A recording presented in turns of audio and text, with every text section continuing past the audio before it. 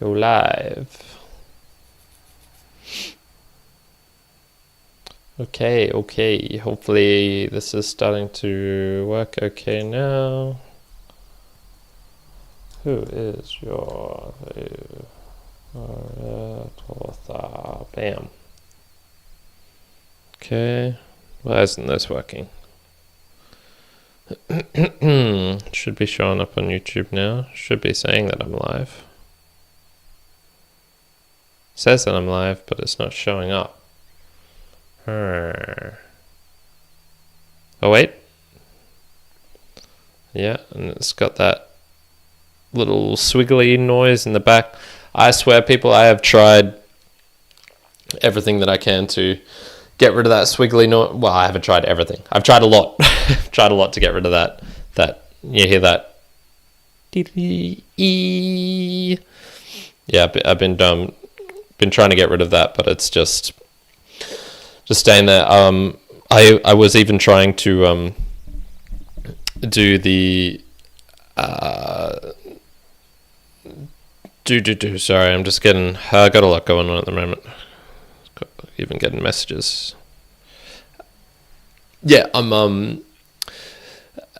the audio is, I'm not exactly sure what it is. I might try switching out some of these cables here. And a depressing thing, I just realized that this mic is a USB mic as well. And I was trying just out the USB function, which does work, and it doesn't have that eking noise at the back. So I don't think it's a microphone. I think it's mostly the connections here, or more than likely it's probably the mixer itself, which there's not much I can really do about that other than getting a completely new mixer, which I'm not going to do at the moment. And the depressing thing was I was trying out this USB mic, and what I was finding was any slightest touch to the connection point of the USB into the actual computer would like temporarily cut it out, and so then the recording that I was making wasn't working. So it was just like, why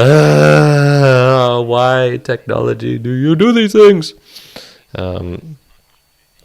So yeah, lots of stuff going on. You can probably just see off in the side here, I've got some phone panels showing up. I've got quite a few of them on the walls here.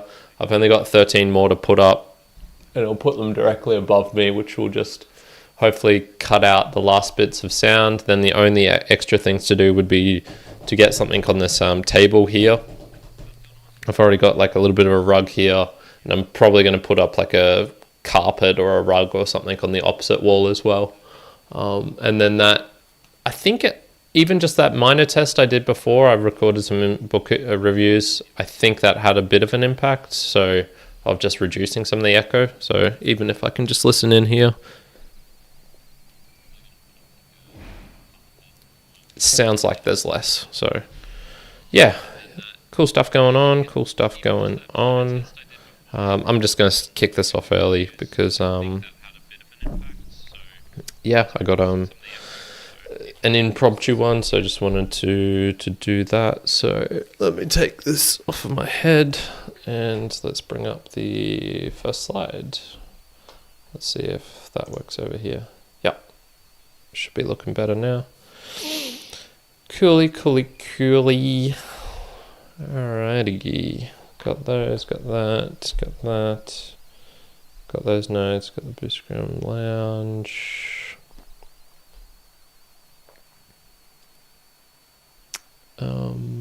Yeah, sweet.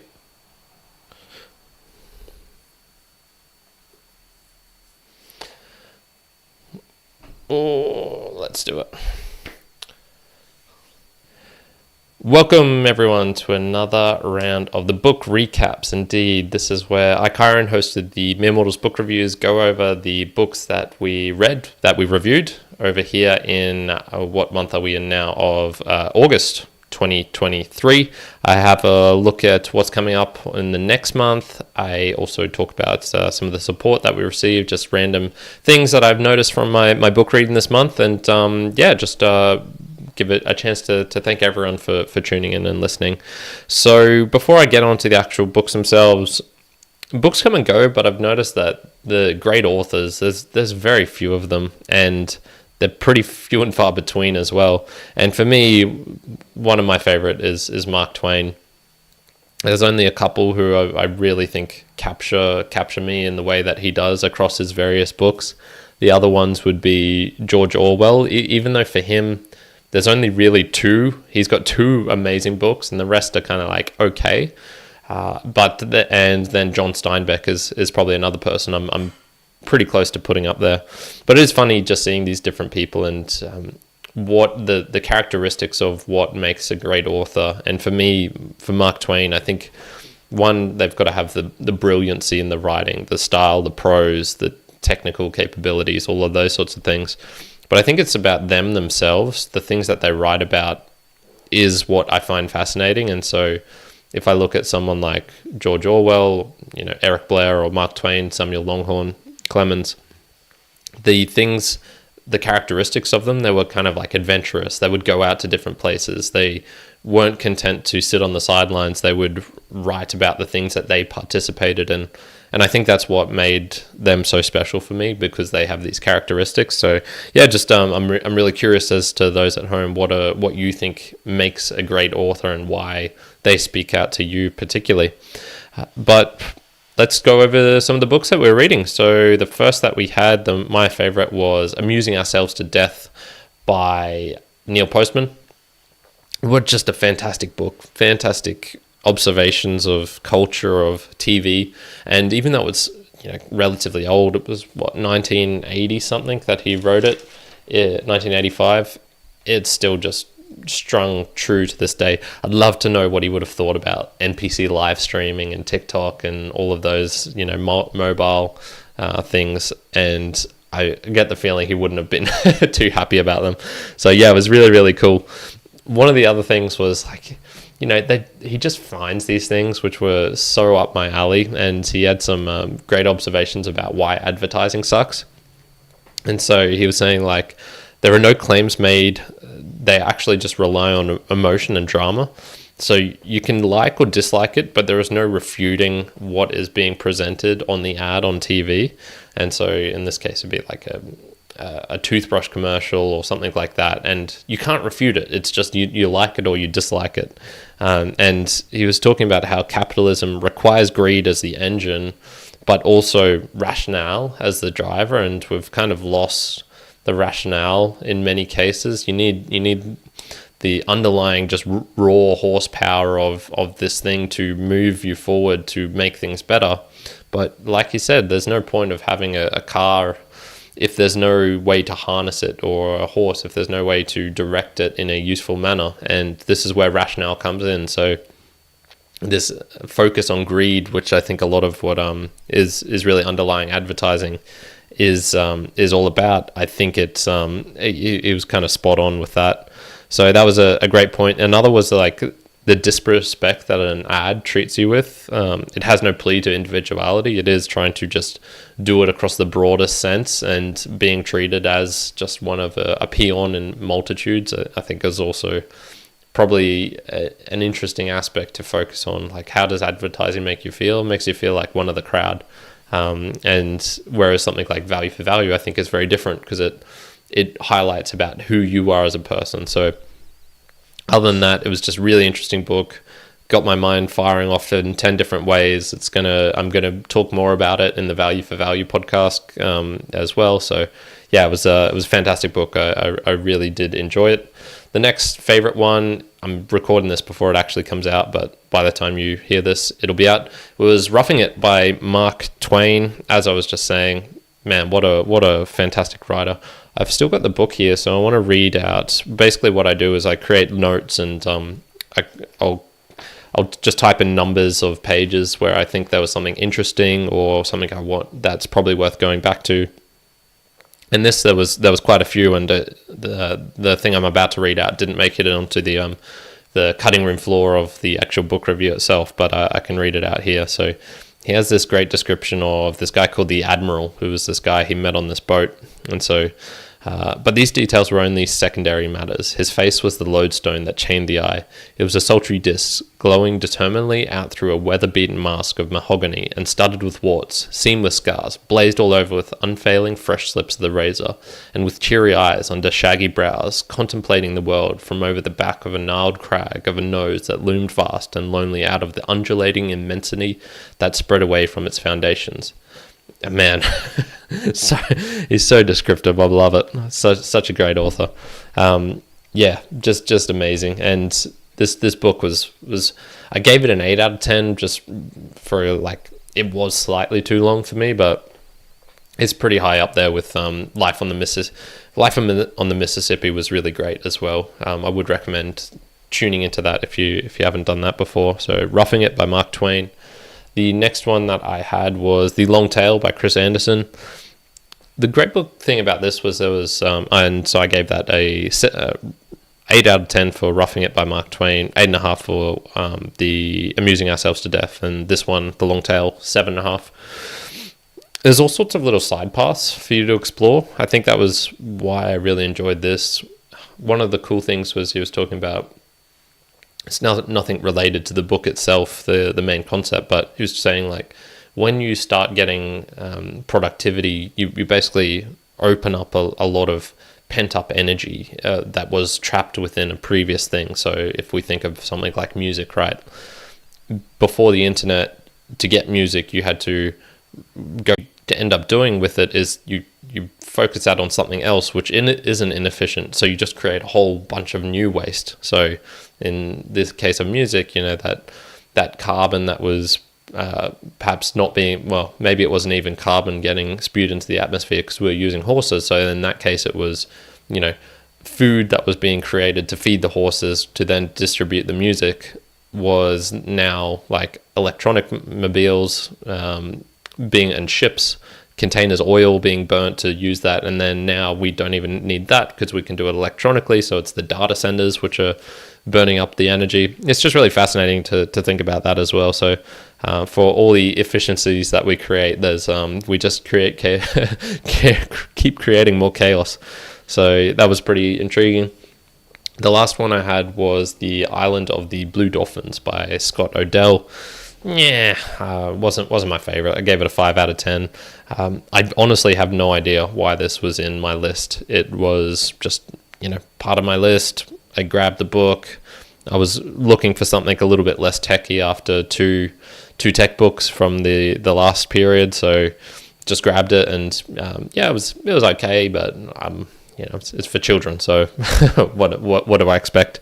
So, but you know, hopefully I gave some ideas for people to just think about when they're reading to their children. Maybe this book is good for them or not. You know, maybe that was a useful book review. The other thing I have here was getting onto the Boostergram Lounge, and I suppose just support. This is probably where I need to start thinking more about just this channel, what I want to do with it, because just in terms of energy wise, it's consuming more than it's providing back. And so this is maybe one, I don't want to stop the show itself, but I definitely think I can't continue with the amount of energy that I put on, especially with the creating of, you know, full detailed reviews and things like this. I might start to just using, you know, taking some rough notes on my phone, coming in way less prepared, probably expending less energy in terms of the cover art, like you see for all these different books. I spend time, you know, doing some funny editing of the actual pictures and things like that. I'm not sure I'm gonna keep doing that just because it's just taking up too much and I'm not getting the feedback. And I also want to start doing it live. So much like how I'm doing this one right now live, I think I'll start doing them live. It'll just save a lot of time in terms of video editing as well. And yeah, I think that's probably the way I want to move going forward. So I did see that Peter and Cole McCormick were sending in some sats via streaming. Thank you very much. Didn't leave any messages, but that's cool. I'm not pushing it as hard as some of the other ones, and perhaps this is because I am not doing it live. So if I do it live, I've got the option now. Well, we'll have the option to be able to thank people for that that week, because the problem with pre-recorded ones is you can never really catch up on the loop. You're always 1 or 2 behind, or it's just a little bit messy that way. So maybe that will be a spurring for more feedback in that sort of sense to come in. But nevertheless, just want to thank people for tuning in, for people also on the YouTube leaving comments. It is much more appreciated. One of the books, it was the Neil Postman's book, got some really thoughtful comments from people as well. So I really do appreciate that as well. Let's take a look at what is coming up for what's September of 2023. I've got a fair few. I have already done the book review for this one here, Swearing is Good for You, by Emma Byrne. I'm not exactly sure what I want to read. I have started On Government by Cicero, but it's kind of him just complaining and lamenting at the moment. So it's not been that interesting. I probably will almost definitely read this book here, Bitter Orange Tree by, I'm not sure how to pronounce this, Joka Al-Hati, something like that, which is translated, I believe it's an African book. And this is for a book club, which I'm going to try out. I've never actually been in a book club, so that's the book that they're reading, and I was like, yeah, whatever. I'm keen for some more diversified, I suppose, just books. I read a lot of American ones, and yeah, I think it'd be good to get some different stuff. Saying that, The Color Purple, I might read that by Alice Walker. I've also got Nick Hornby's High Fidelity here, and because I enjoyed that Chris Anderson book a fair bit, and I think there's some interesting things to also take away from this one. Free, The Future of a Radical Price, value for value related. So I'm probably going to read that one as well, even though I just said I would not read as much American books. So yeah, that is what's coming up. I'm not sure exactly what Juan is reading at this moment. I know he was talking about reading another David Goggins book, but I think just dad life is really taking his reading momentum down a lot. So we'll leave it there for today. Thank you very much for joining me to the end of this. And yeah, would just really any feedback is much appreciated. However you want to do that, of course, doing it via a Boostagram. So that's doing it within your podcasting app. If you've got a decent one, would be very much appreciated. If you want to just reach out via any of the social media links down below, please do that as well. And there's a PayPal as well. Supporting that way would really be very much appreciated. And yeah, I'm just going to leave it there for today. And yeah, just expect some changes. This next month will be roughly the same. Still the same format. I've got how many? 1, 2, 3 pages of normal. So there'll be like three more book reviews in the same standard style, and then I'll switch it up to the next style. So yeah, that'll probably take me just about to the end of September, and then in October is when we'll do a bit of a revamp of this channel and make things a little bit different. So until the next time, I really hope you enjoy the book reviews, and ciao for now. Karen out. Bye.